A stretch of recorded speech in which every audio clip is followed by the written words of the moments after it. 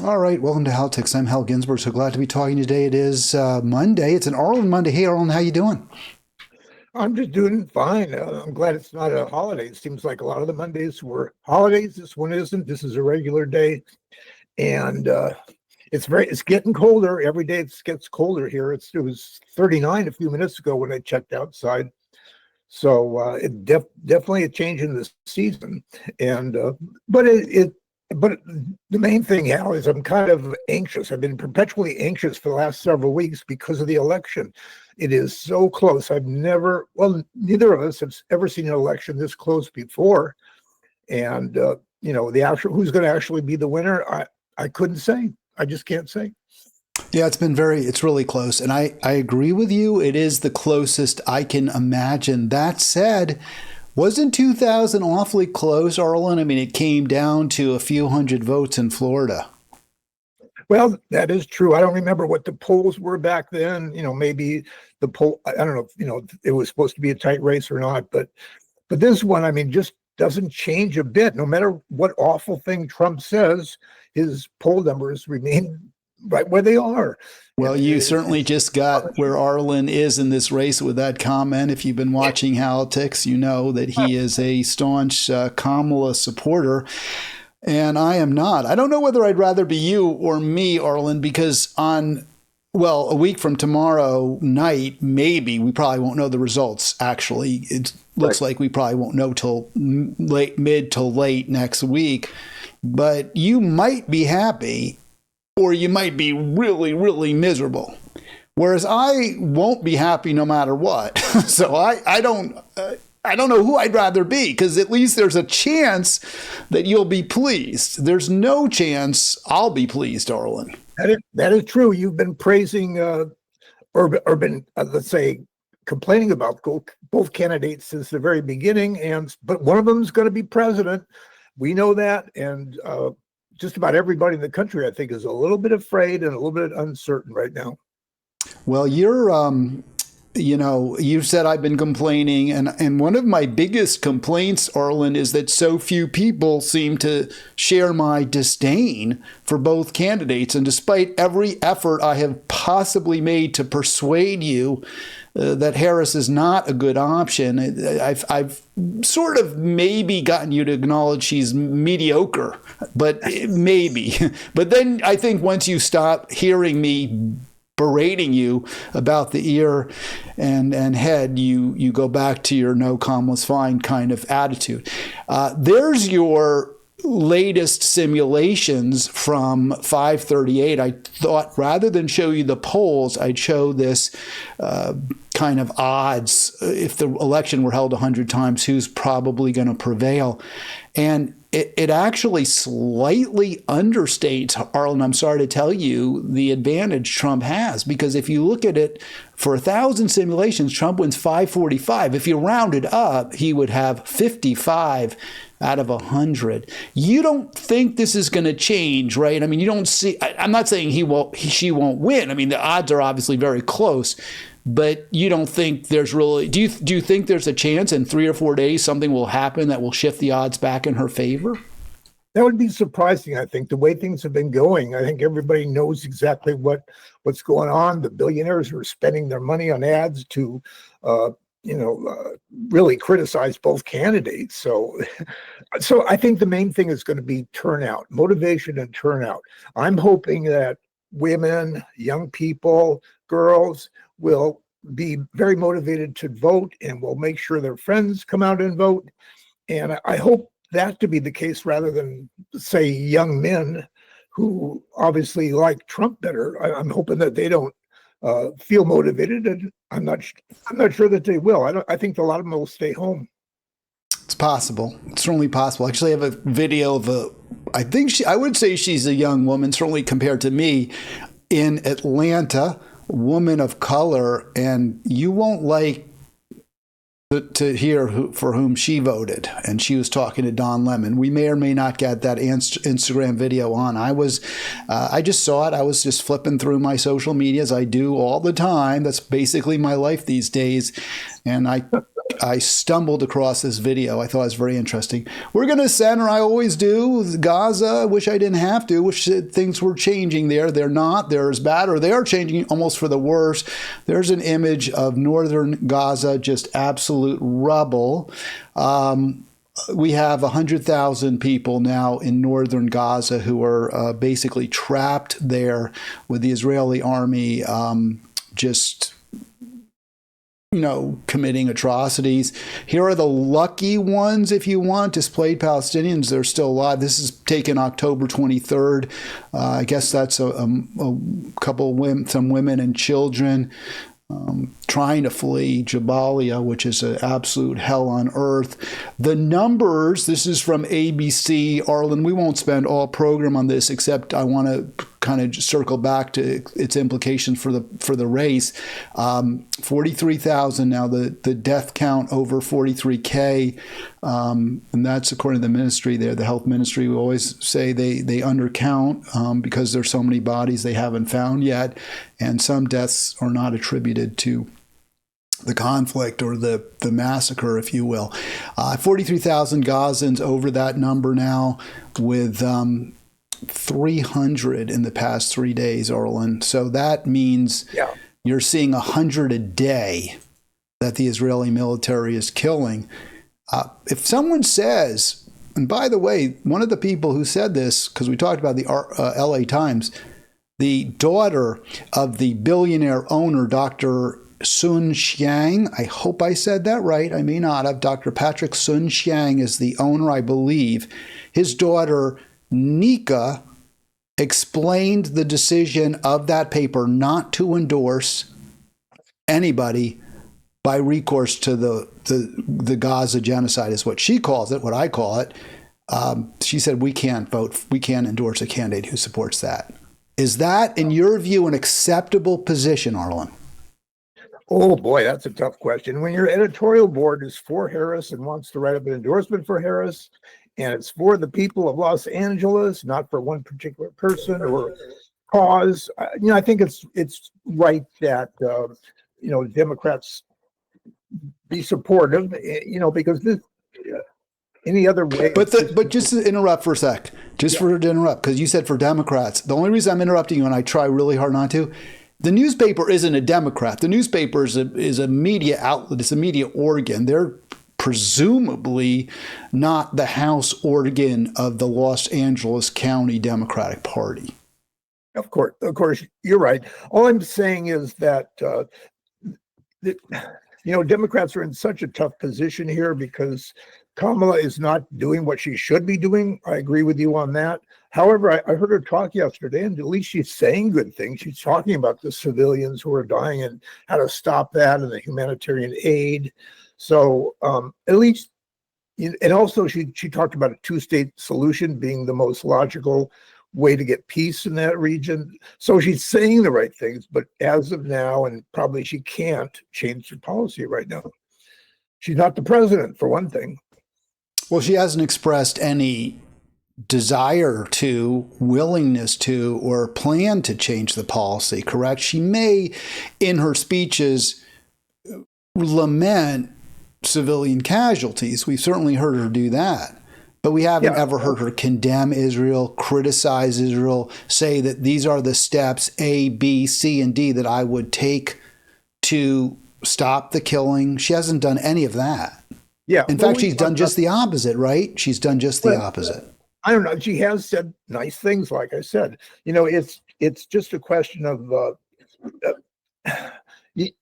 politically, she's in a real tough spot because she can't really condemn Israel, or she'll lose a lot of votes, a lot of money, a lot of support. So she doesn't probably like the policy, but she can't change it. She really doesn't have that choice right now. So I think she's kind of stuck in a tough place. Arlen, you pay the price for coming on this program. You have to listen to me ask you these questions that I would just as soon ask. Not, I'd love to have you on. I'd always have you on. It's not like I wouldn't have you on, but I'm sort of put in a position. I put myself in a position where I have to ask you these questions because I can't ask people I actually think would be better, who should be answering them much more than you.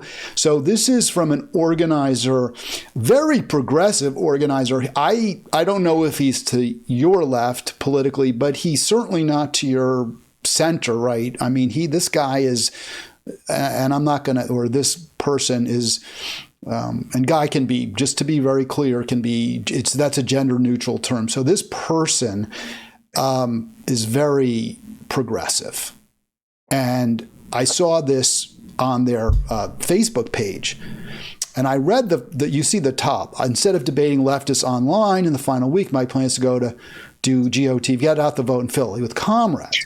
So I read that and I thought, this person is probably going to be doing GOT, get out the vote for Harris, but I don't know that. There's a chance, and it's not infinite, it's not a tiny chance they're doing it for Dr. Stein. Because they're so far to the left. I know who you're talking about. I mean, you have no idea who I'm talking about. You have no idea, I don't think. Okay. So it was in my mind, there's a small chance because they're so far to the left and the group that they're part of has not endorsed Harris. So I was like, I don't know. So then I wanted to figure it out. So I scrolled down and they wrote, I'm going with Seed the Vote. Well, I know who Seed the Vote is. So I looked them up and I found this. Pennsylvania Deep Canvas Phone Bank for Harris Walls. So now I know they're in this because it is Seed. You can see Seed the Vote in there somewhere. Well, it says People's Action Phone Bank, but it was on the Seed the Vote page. So that's how I knew they were campaigning for Harris. So I reached out to this individual. I said, hey, come on my program. Let's discuss this. I am surprised that, I didn't say I'm surprised. I just wrote, I see you are, this is my little message on Facebook. I never tell you who I'm messaging, except in very rare cases. I see you're doing GOTV against MAGA, because they did say that too. They said against MAGA. I saw that also. So that made me know it was for Harris. I support Stein. I don't think Trump is worse or not much worse than Harris. So would you join me? Because I want to ask these questions to this person. Well, you're really progressive and you're fighting for Medicare for all. She's against it. You're for an end to fracking. She's for fracking. You condemn the Israeli genocide. She supports it. So why? But he's not here, so I can't ask him. So all I can do is say to you, Arlen, well, I already said it, and you've already explained. You don't think she's for the genocide. You believe there's some possibility, she'll say, in the end, no more arms, Israel. My impression is she's a kind, generous, progressive person. I don't think, I'm sure she doesn't like what she reads about and hears about that's going on in Gaza. And like I say, she's kind of restricted politically to change the policy and couldn't change the policy if she wanted to because she's not president. But she is hinting that she would be more progressive, let's say, than Biden is, and that she would be a little tougher on Israel. But we don't know. And it is my main disappointment, my biggest disappointment with Kamala Harris and her campaign, that she can't do more. But I understand it's really hard. Well, you're certainly forgiving. But I don't think that the dead and buried or the dead in the rubble of Gaza can be so forgiving, or their families either. This is from my ally, my friend, my former progressive colleague there. Thanks for the invite, but I will pass. I'm sure you'll find someone. No, I will not. And I wrote back and I said, no, I will not find anyone. Why are you saying no? And they said, I'm just too tired. I've got too much else to do. I think people don't want to answer these questions. Let me ask you psychologically, do you not, Arlen? I mean, and not you, but you, representative of the left, you want to believe, don't you, that Harris is not as bad as I describe her as, right? You want to believe that. I do want to do that. And as far as I know, there's all the evidence is that she's a pretty good person. I don't see anything in her record that makes her a bad person. I think her instincts are good. She's mostly, pro-Democrat on everything. I don't see why I would be disappointed. All right. I think I've outlined some, I've set forth in the recently past areas where she has not demonstrated that she's a good person. So I don't really get what she's done to help people or to make life better for people or to, I mean, she's had some okay policies when she was in the Senate, but I don't know what else she could do. She talk about a situation where she really had to back some of the better Democratic policies. It seems like whenever she's pushed, she almost invariably moves to the right, not the left. But we can agree to disagree. They both have their own, ideas of what they want. But and Kamala, at least, is calm and she thinks about what she says. But the Republicans and Trump don't. Did you see? Can I quote a couple of things from the Madison Square Garden rally that Trump did last night? Absolutely. Go for it. Akama kicked off the rally by dismissing Puerto Ricans as a floating island of garbage, then mocked Hispanics as failing to use birth control, Jews as cheap, and Palestinians as rock throwers, and called out a black man in the audience with a reference to watermelon. I mean, this is the stuff that goes on at his rallies. And Tucker Carlson, said of Mrs. Harris, the daughter of an Indian mother and Jamaican father, was with a made-up ethnicity, he says, saying she was trying to become the first Samoan, Malaysian, low IQ, former California prosecutor ever to be elected president. Of course, Tucker Carlson, that's to be expected. And of course, recently it's also been saying there's an enemy from within that we have to be afraid of. And he specifically mentioned Pelosi and Schiff and any other person that doesn't agree with him, as being the enemy. So, I mean, it's such a contrast between the rational talk by, Kamala Harris versus the outrageous, crazy talk from Donald Trump. Well, I think there's a little bit of a lack of symmetry in the way we have these debates, Arlen, because I don't ever suggest anyone should support Donald Trump. I agree. He's a terrible option. I don't think he should be reelected. I'm not going to vote for Trump. The question I think as I understand it, that we're discussing is whether one should vote for Kamala Harris. So we both agree, don't vote for Trump. The question I'm asking is, should we vote for Harris? And I say no, you say yes. So I don't know how relevant. It is somewhat relevant, right? Because it is kind of binary. It's between Harris and Trump. But Harris, to my way of thinking, has to at least be a good choice, or at least an okay choice, or at least not a bad choice. And given the incredibly serious problems we face, I don't know how we can view her as anything but a very bad option. Maybe not as bad as Trump's. I mean, you bring up his rhetoric is worse. I'm willing to acknowledge that he may well be worse than she is. But the question I then have to say, but is she then not bad enough that I can vote for her? Well, I think it's pretty clear that Trump is bad enough that you have to vote for Harris, because Trump, his policies are so right-wing and so crazy, and he's got people behind him to, help him get these things passed, like Project 2025 and things about women's reproductive rights. I mean, these things are things you would expect from Donald Trump. And we know, at least if we elect Kamala Harris, that we won't have to worry about those kind of things. She's more centered, more even-keeled. She comes across as more intelligent and normal than he does, obviously.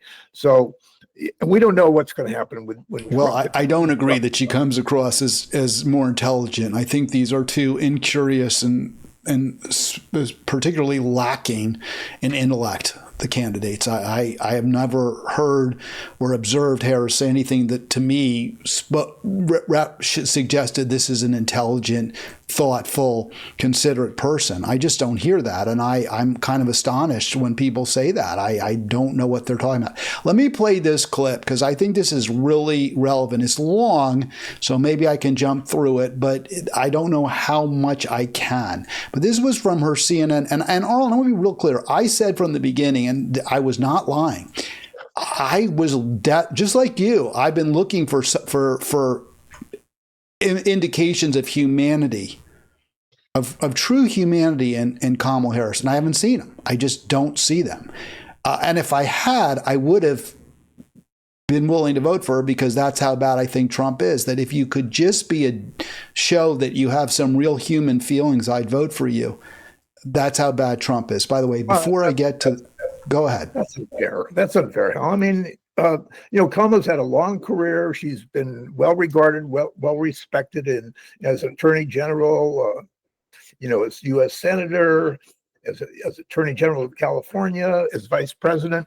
She's been well respected, and no one's really had anything to complain about. The only bad thing is she has reversed some of her positions from 2020 when she ran for the presidency, and they had those big primaries. But so, yeah, she's far from perfect, but she at least sounds normal, respectable, decent.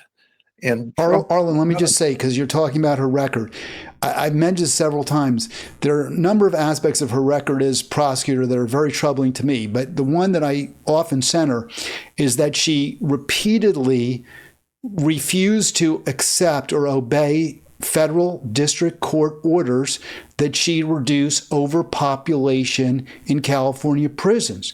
There were many orders that said that they're inhumane. You, as Attorney General, you as the state of California, are maintaining prisoners in inhumane conditions. And there were a new number of findings. And the order was repeatedly, you have to reduce overpopulation. You have to reduce overpopulation. And she repeatedly refused to comply with those orders. And her excuses were, one, we need the cheap prison labor to fight California California fires. And the other was, to be California fighter fires, we pay like $1 an hour, some, pittance. That was one explanation. And her other, which many people thought was the more likely, although both were plausible, she wanted the support of the California prison union, right? The prison correction officers unions, who would have probably lost some jobs if the prisons were the overpopulation was reduced. So to me, that's a bad person. And a number of studies said there are plenty of nonviolent offenders. There are people who maybe they were gangbangers when they were 10, when they were 15, 17, 20 years old. They're 50, 60. They've aged out. They're not violent anymore. Let them go. Because when you keep all these people jammed together in these prisons, there's all manner of problems that result. More violence, more, they're victims. These older inmates are often victims of crime. And then you also get diseases too. And she said, I don't care. I'm not releasing them. Well, Hal, I think you're presenting it very one-sided and unfair to Kamala. I mean, I'd like her to defend her position, and she can a lot better than you can for her. So, yeah, the way it sounds, you're right, but I don't think you're saying it exactly the right way. I think if you take all of Kamala's decisions, all of her policies together, I think she would be very reasonable. And I'm sure she, agrees with you and me that too much overcrowded population in prisons, makes the prisoners worse. I'm sure she knows that, but she has, restrictions as far as financial and getting elected. And well, anyway, I'd like her to represent her ideas. Well, she's had plenty of time. I mean, this was a contemporaneous criticism that she was receiving in the late 2000s, because that was when this was happening. And in fact, there was even that very pro op-ed that you brought up last week, I believe, from an LA Times columnist, in which she referenced concerns that the LA Times had with respect to her tenure as Attorney General. And I believe this was one of those concerns that they had. Not the only one, but one of them. Well, all right. Yeah. Okay. I mean, I think it's more complicated than you make it sound, in my opinion. Court order tells you to reduce prison overpopulation. It's not that complicated. All right, here's just kiss it out, right? She has reasons. Well, she did give a reason. She said we need them to fight fire. We need this cheap labor to put them in harm's way to fight fires, because we can't find enough people who will do it otherwise. Because who wants to go fight fires that are 1,000 degrees? All right, here, let me play this because this is a really important issue. Here we go. This is Annalise Keene. She's from Philadelphia. She works as a fundraiser for Habitat for Humanity. She's registered last week, party affiliation. She says she's a Democrat. She's leaning toward voting for you, but says she's yet to make her final decision in part because of the conflict in the Middle East. Annalise? Thank you, and good evening, Madam Vice President. Good evening. My question is, as president, what would you do to ensure not another Palestinian dies due to bombs being funded by U.S. tax dollars? So I will say, and I think this is to your point, far too many innocent Palestinian civilians have been killed. It's unconscionable. And we are now at a place where with Sinwar's death, I do believe we have an opportunity to end this war, bring the hostages home, bring relief to the Palestinian people, and work toward a two-state solution where Israel and the Palestinians in equal measure have security, where the Palestinian people have dignity, self-determination, and the safety that they so rightly deserve. What do you say to voters? So you think that's an okay answer, Arlen?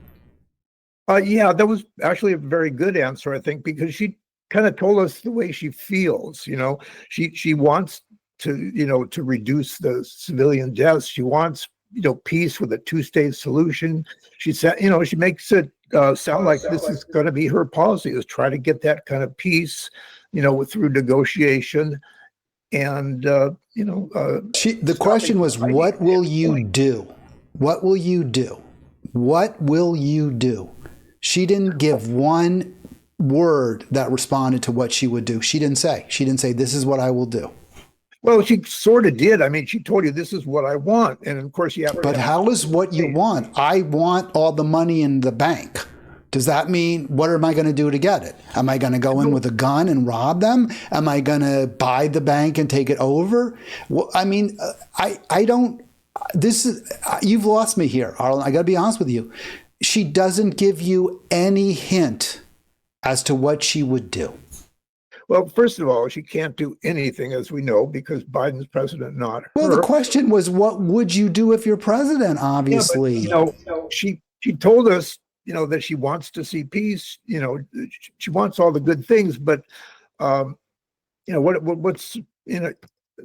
What else is, what else can she do? She can't really. She say, well, we'll stop giving Israel any money. We're going to stop funding Israel. We'll send in, if we have to, President Clinton stopped the genocide in Bosnia by sending in American troops, but the Serbian genocide in Bosnia.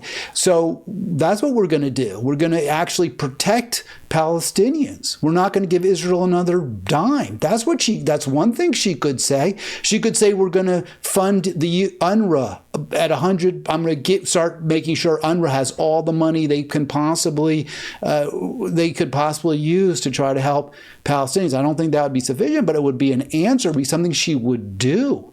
And the excuse, well, she's not present. She said repeatedly she was in the room when all these decisions have been made.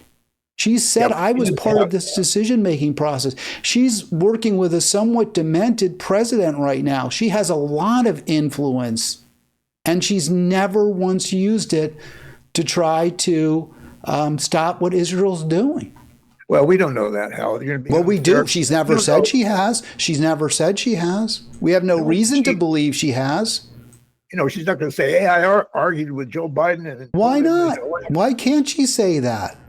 Because politically, it would be hurtful. Why? This is an issue where the American public isn't on Joe Biden's side, especially Democrats. Yeah. She could well lose Michigan because of her position on this issue and the presidency. American people are equally split, and I think it would be very dangerous for her to, try to make a break with everybody else and say that, the things that you'd like her to say, but. It's just not isn't that what she should say? It's not what I'd like. I mean, yeah, of course, but I mean, isn't that the decent thing to say? It would be great, but we're in a political campaign and she's restricted, cannot say exactly what she would do, and it wouldn't be smart to say exactly what she would do because it would be criticized. So, what if she doesn't do? What if I'm right and you're wrong on this? What's your plan B? Well, first of all, she has made it clear that she wants to see the civilian deaths stopped. So she's made it clear that she wants a different kind of two-state solution where we could actually really have peace. In other words, she's disagreeing with just about everything that Netanyahu wants, and that's what she's going to have to do. She's going to have to overcome whatever Netanyahu wants, which it's not. She's the president of the United States. Just stop giving Israel bombs. I mean, I don't know why it's not okay. It's okay. Let me play some more of this, Arlen. Let me play. Maybe she will. What if she doesn't? Well, what if? I mean, we got to pressure her to do it. Let's put it that way. How isn't the only time we have any pressure right now before the election? And then what's the other side? Trump? You think the people are going to be better off with Trump? I don't see how. So, well, that's not. The question isn't whether to vote for Trump. We've already agreed. Don't vote for Trump. Okay. So it's whether you vote for Stein or you vote for Harris. Now, if Harris were starting to lose, and in fact, it's amazing because in a lot of ways, like for example, she was. Apparently, there's some erosion of support from black men. So she went out and announced a few policies targeted towards them. I'm not sure if it's helped, but it's clear she's losing votes among Muslims and Palestinians and Arabs, and yet she still can't change her position. She won't change it. Doesn't that tell you she's just all in for killing Muslims? She's totally good with it? No, that's ridiculous. Why? How is it ridiculous? She's like a firefighter who gives the firebug gasoline, gives them accelerant, and then says, this is awful what they're doing with the accelerant I'm giving them. I want her to do the same things that you're talking about, and she'll have that opportunity. But right now we're in a political race, and you just can't do that. Sure, she alienates some Muslims or whatever, but if she went the other way and started to get Jewish people upset with her and stop donating to her and stop voting with her, that would be pretty bad too. Why should she take that chance? Because to stop a genocide. That's why. To end a genocide. That's why. We're in a political campaign that's going to determine who's going to be running the country for the next 4 years. So she's got to think of that too. I think politically she's wrong to do this. I don't think this is helping her politically at all. I think she knows that. I don't see how it helps her. I don't think this is helping her at all. No, I think now if she changed, she's flip-flopped on a lot of issues. She's flip-flopped on various issues. She flip-flopped on Medicare for all. She's flip-flopped on fracking. Why can't she flip-flop on genocide? First she supports it, now she's against it. I know you say she doesn't support it, but if you keep giving a killer machine guns and bullets and bombs, aren't you supporting them? Yeah, I can't disagree with that, Hal. I agree with you on what you're saying. I just think politically, Kamala doesn't have a choice. She can't take any position strongly on one side or the other because the American people, I think, are pretty well split down the middle when it comes to support for Israel or support for Gaza. Well, let me play a little more because she had a response to Anderson Cooper that I thought was pretty instructive here. Who are thinking about supporting a third-party candidate or staying on the couch, not voting at all because of this issue? Listen, I am not going to deny the strong feelings that people have. I don't know that anyone who has seen the images who would not have strong feelings about what has happened, much less those who have relatives who have died and been killed. And I know people and have talked with people. So I appreciate that. But I also do know that for many people who care about this issue, they also care about bringing down the price of groceries. They also care about our democracy and not having a president of the United States who admires dictators and is a fascist. They also care about the fact that we need practical, common sense solutions from a leader who is willing to work across the aisle on behalf of the American people. All right, so I'll stop it there. So she's basically saying you're okay with that. I'm so not okay with that. How is that? She's saying, okay, well, yeah, you're going to get your genocide, but you'll get affordable groceries. Isn't that exactly what she said? She said, I know there are people really upset about this. I know they don't like seeing children who are, blown apart, but they also care about not having to pay too much at the store. I think it's pretty clear how she feels. The question is, will she actually do about it when she's president? But she's not going to declare that now and risk, losing a lot of political capital. So, she's going to stay pretty much up in the middle, but saying she wants peace and wants, some less civilian casualties and stopping of the, canceling out humanitarian gifts. So I think she's playing it about as well as she can. All right. All right. Well, so a lot of other really bad stuff in the media. Well, we should talk about, I do want to talk about the cancellation. I mean, that's where we're kind of the focus, but in terms, let's go there. Where do you come down? Instead of, I'll work some of the other stories, and I'm kind of thinking this through. I probably should have planned. Sorry, folks. What do they say? Something about prevents piss poor. Something about preparation prevents piss poor planning, or planning prevents piss poor something or other. Arlen, where do you stand on you think the Post and the Times should have endorsed Harris, right? You think it's clear she deserved their endorsement? I think that would be a reflection of what the people probably who read that newspaper would think, and what the editorial writers and so on would think. So she's, she's being smart. I mean, what I want to say is that I think there's a reflection of what's happening to our society, that we got billionaires who are, who own major newspapers and own just about everything else in the country, making a lot of these decisions that should be left to the people. And I think they're not. I think there's too much over-influence with, money and billionaires who are taking control of the entire political system. So, well, if you don't want billionaires telling people what to do, isn't that what happened here? The billionaires didn't tell people what to do. They specifically said, we're not going to tell you for whom to vote. Well, they pretty much, by not endorsing Kamala, which was expected, they're pretty much saying that, we're okay with Trump. We can live with Trump. Or maybe they're saying what I'm saying, which is they're both unfit and we can't support either one. Well, of course, you and I disagree about that, and most people do disagree with that, and we have almost an equal split, 50-50 in the whole country about what people really believe and want, and we're going to find out November 5th. Do you think this will matter? In other words, did the decision not to endorse matter in terms of the ultimate result?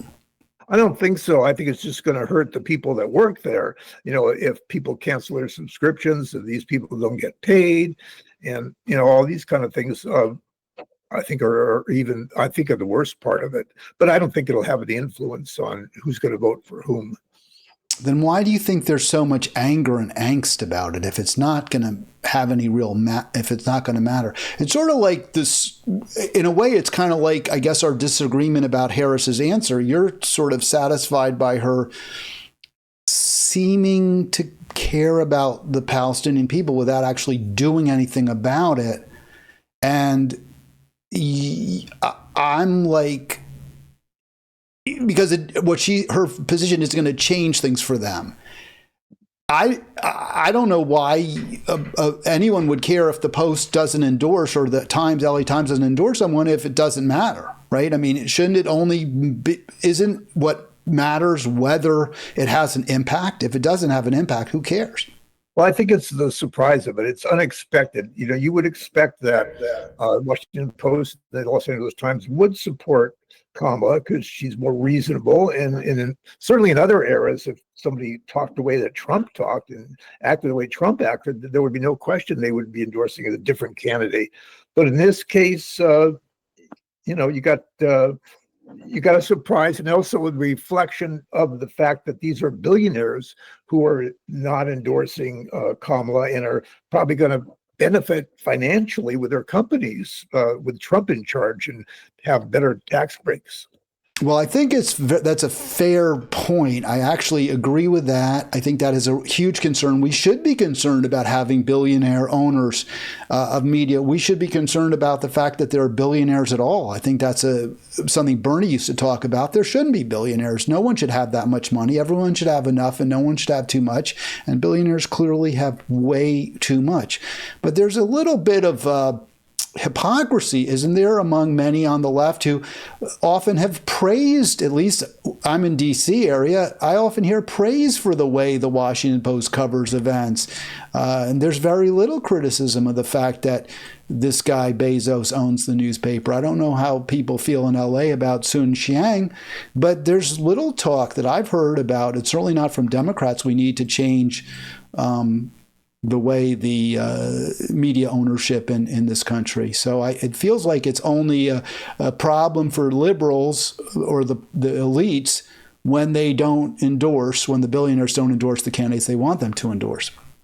Well, I think the media is in trouble all the way down the line, from newspapers to television, radio, internet. I mean, it's just the right wing is just taking over more and more control of those kind of things. And I think it's going to hurt us. I believe that. Well, this is the actual front page above the fold of the Washington Post Saturday, which is the issue where they announced that they weren't endorsing anyone. And I think if you look at this, I see ample reason for the newspaper not to endorse either choice. And I just added what you see at the bottom. In Wisconsin, unease with both choices. So it's not like you said, well, the country is split and some people want one and some people want the other. I think we're split because so many people don't like either one. So many people find both to be objectionable or problematic, seriously problematic. But I'm looking at both sides of that picture in the middle. Explosions in Tehran as Israel retaliates. This is a huge problem. We're looking at potentially World War III. We're also looking at potentially World War III with Russia, which is the other side of that image. Upgrade seen at Russian lab site where there's concern about Russia developing new nuclear weapons, maybe lower fatality type where they can use them in battle. So the war with Ukraine our support for the war with Ukraine clearly not going well. Our support for Israel has been a disaster. These are democratic policies. And that's why you're seeing this unease, I believe. If you look at Haiti right now, that island is imploding. It's unbelievably awful what's happening there. Do I have that? Let me see if I can get the caption for you. It's really, really bad what's going on in Haiti, Arlen. And that is a direct result of policies that especially Hillary Clinton, but during the Obama administration, were championed. Neoliberal policies that were very pro-corporate and impoverished the island even further. So we're seeing the failure of Democrats everywhere we go. Right now, 23, Semaphore, which is a pro Hillary Clinton newspaper. Let me see if I want to get those two. I want to get all those headlines up for you. So here, upgrade seen at Russian lab site there. Satellite image. Experts worry in Russia of potential bioweapon production. Let me see if they get the Haiti. Again, I want to get all of them up for you. Gunfire in Haiti hits UN, hits American, U.S. and embassy and UN aid helicopter. The whole island there is overrun by gangsters. It's a failed state at this point, is Haiti, because of American policy, because of democratic policy. I want to be clear. I mean, not that the Republicans aren't also just as bad, but it's the Democrats who were in charge. We are facing existential threat of the planet burning up. Greenhouse gases hit record high was in 23. Look at the dateline today. So this is during the Biden presidency. I know Trump would be worse. I mean, I know that's the argument. Given all of these incredibly important areas where the Democrats have failed us, why should these newspapers be somehow, what's the word I'm looking for? Just give in to them? Why should they be, say, okay, submit to the Democratic demands that they be endorsed? Well, I notice you're not demanding that Trump, says all the right things. I'm not voting for Trump. I'm against Trump. I don't think they should endorse Trump. I oppose Trump. This is not, there's no debate here. We both agree Trump is bad. Well, we both agree on that. And a lot of people think that Kamala is bad, although I don't think there's reason for them to feel the way they do. But I think, like I say, billionaires are spending untold amounts of money trying to, make this a very negative campaign and for people to hate the Democratic nominee and, of course, both sides. So, it's all negative and it's all really bad to watch and to see. And, a sad commentary on this country because, and by the way, I want to mention something about Musk. I think you mentioned his name.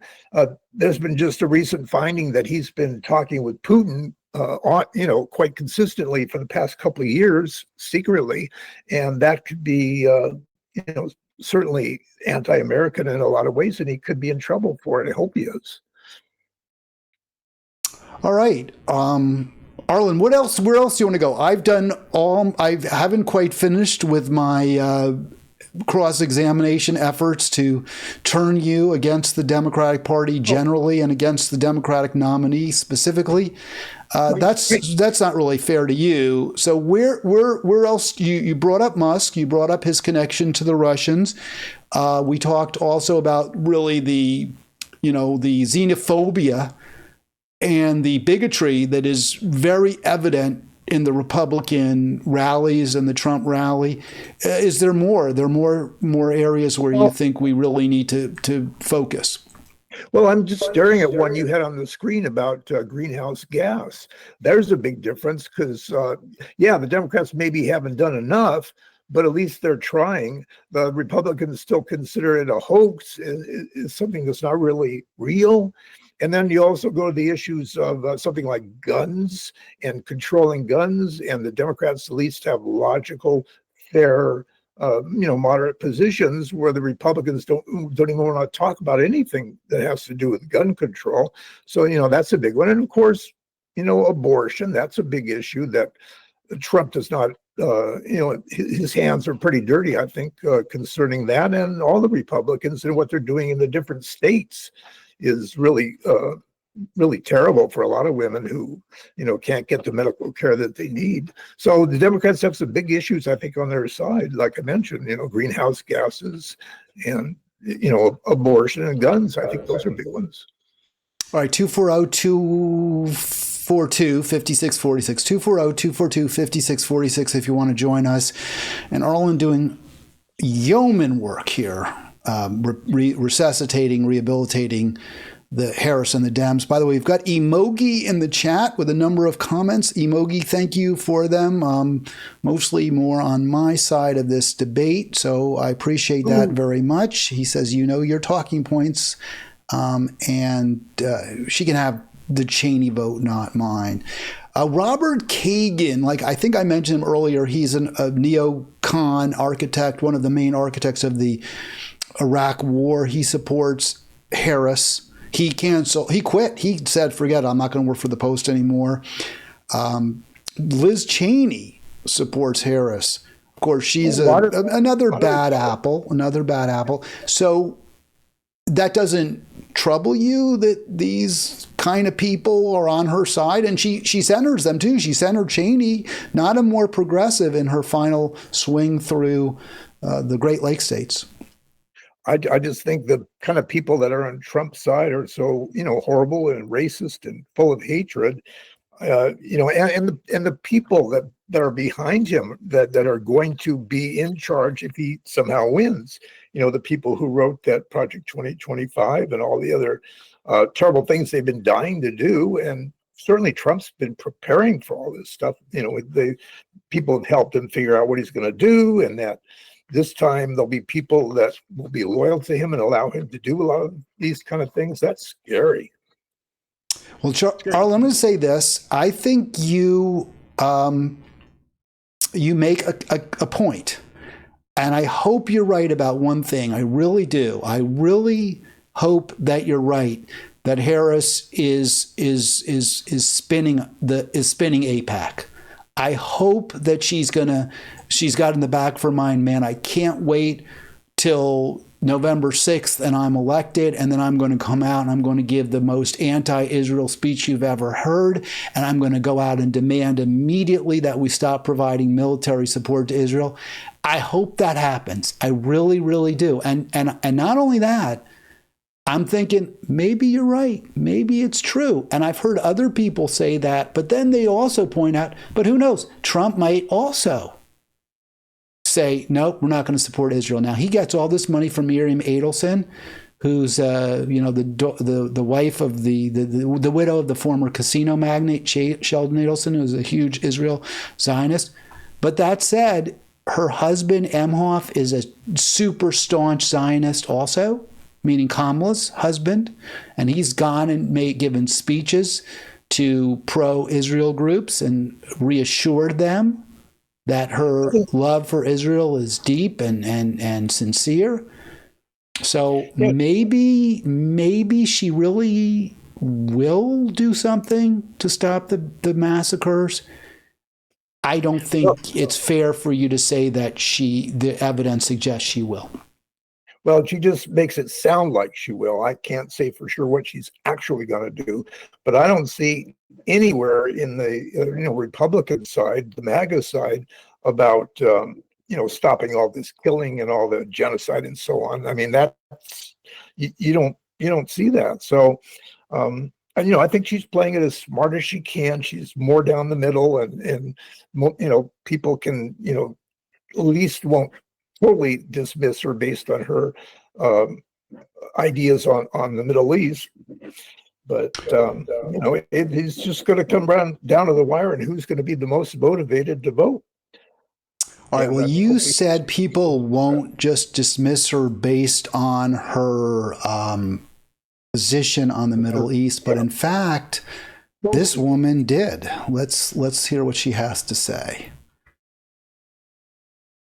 Then I'll give you some more time for final words, Arlen. Sure.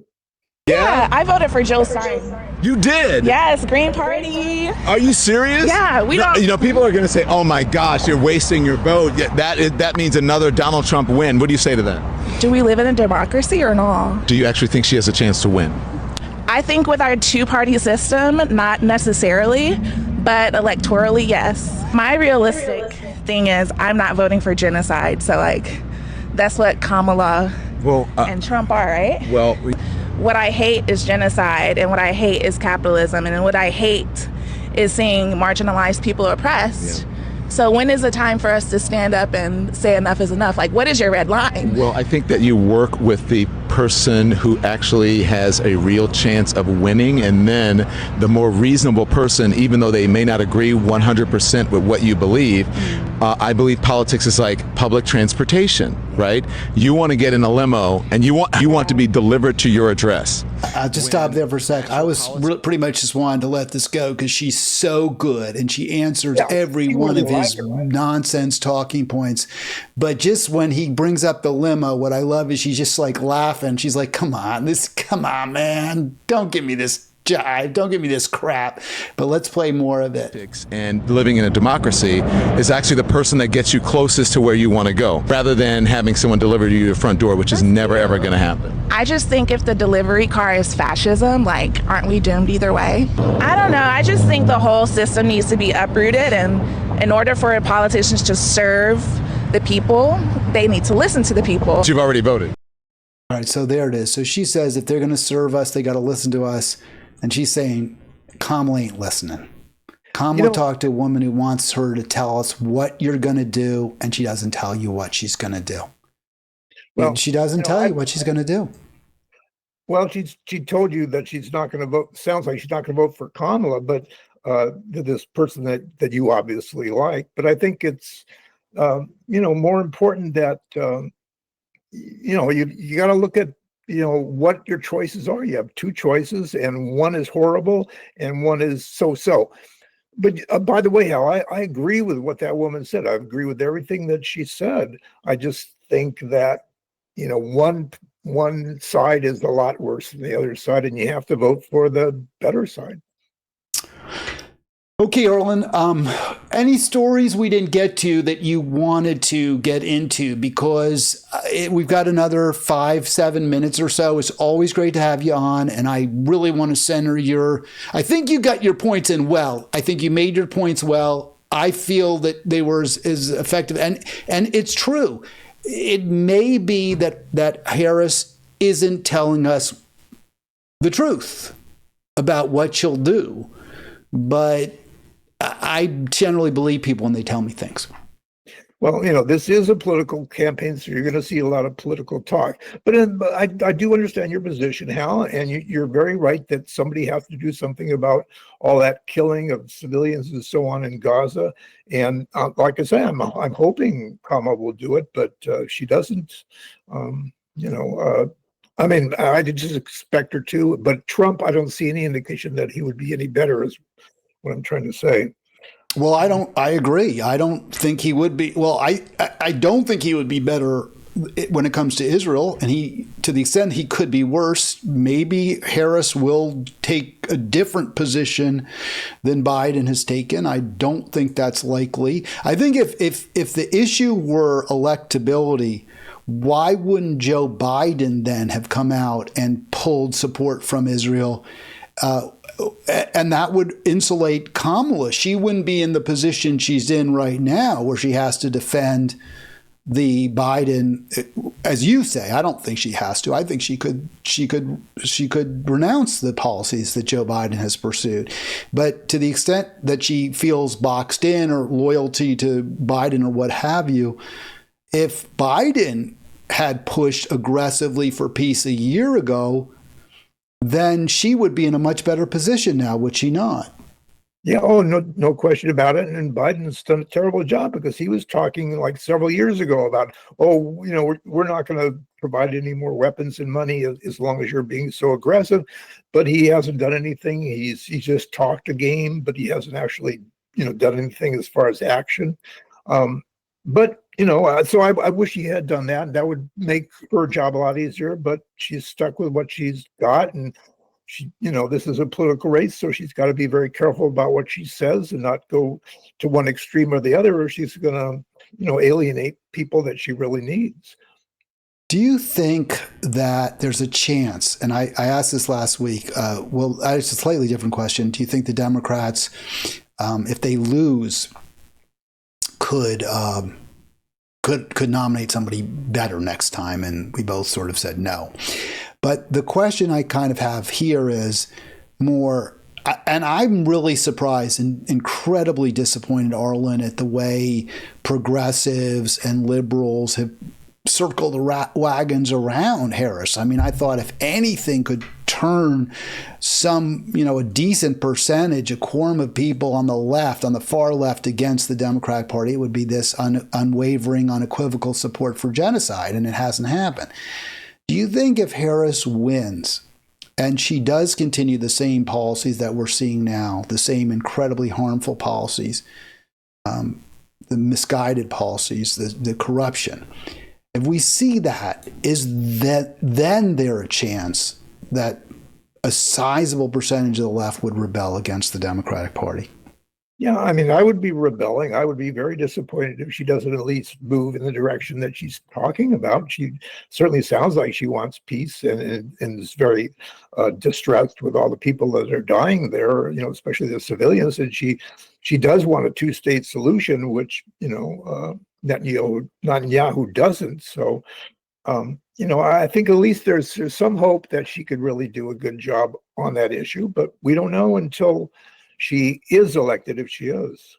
If you don't see a sea change in the Democratic Party from the party of Biden and Hillary and to a significant degree Obama, if you see more of the same from Harris, or even worse, of the same from Harris, would you consider in 2028 voting for an emerging party, a non-Democrat, for president? Well, that's certainly a possibility. I mean, even if you lived in it, would you consider calling your friends in Pennsylvania and Michigan and Wisconsin saying, you know what, we can't keep doing this. We can't keep voting for Democrats. You know, the future is very uncertain and very hard to think about, really, because when you think about it, the Democrats seem like, they haven't talked about any major changes, like, less donations from major corporations to billionaires. They're not talking like that.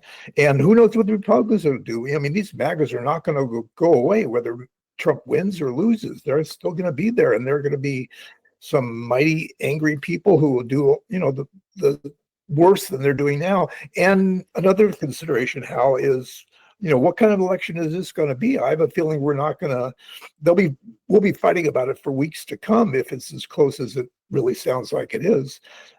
People are just not going to accept the results of the election. We know Trump certainly won't if he loses. So I think that there's a lot in the future that we have to worry about. And I'm hoping the Democrats will make some major changes, and I'm hoping the Republicans will do too, because, lately it's just been bad for the whole country. All right. Well, I appreciate that.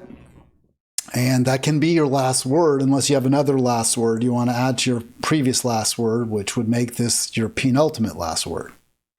Well, I just want to wish everybody a happy Halloween. We saw a really terrific Halloween parade in Rutland, Vermont. Boy, they went all out for that. They've been doing it for 60 years. It was a lot of fun, and a lot of effort went into it.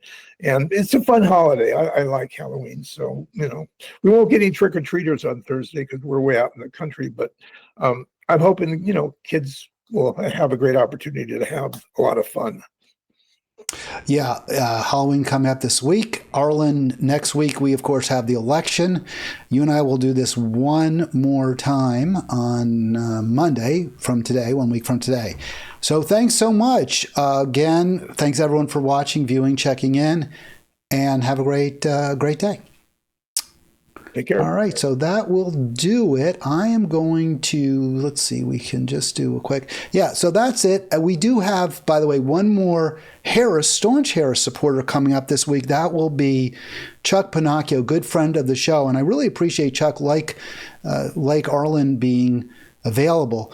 Chuck actually reached out to me, wanted to come on. I was a little surprised, but very, very pleased. So we'll have Chuck, the Medicare for All guy, on Wednesday, and I'll be back tomorrow.